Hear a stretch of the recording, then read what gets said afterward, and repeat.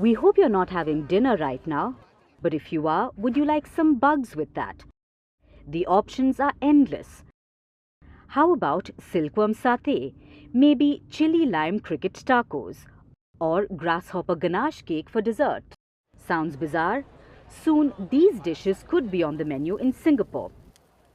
The island nation has given creepy crawlies the green light.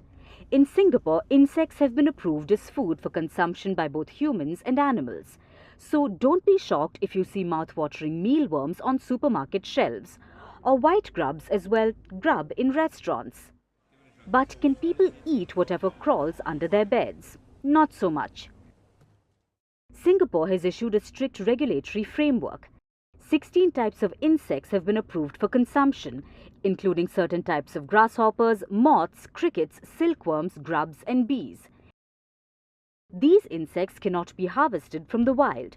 They have to be imported for consumption, then treated to kill any pathogens. But why do the insects need to be imported, and why does Singapore need insects in the first place? The answer lies in Singapore's agricultural landscape. By virtue of its small size, Singapore does not have much of an agriculture sector. It imports 90% of its food, and that's a lot of reliance on other nations. So Singapore wants to change this. It wants to be more self-reliant. This is the city-state's 30 by 30 goal. It wants to have 30% of the nutritional needs met locally by 2030. But the pickup will take a while. In the meantime, Singapore has an alternate strategy.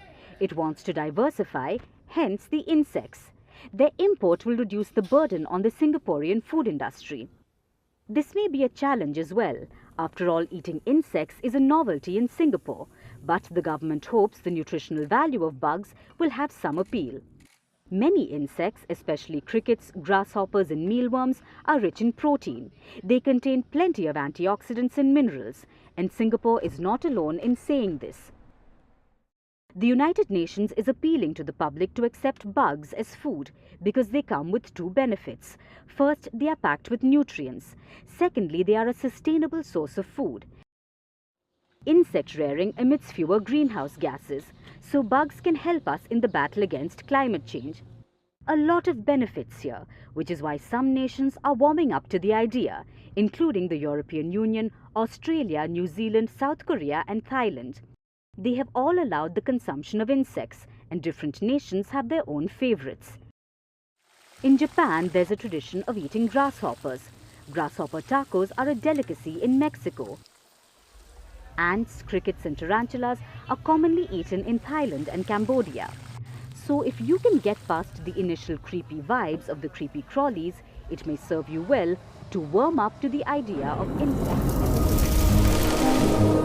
Climate change is on our doorstep.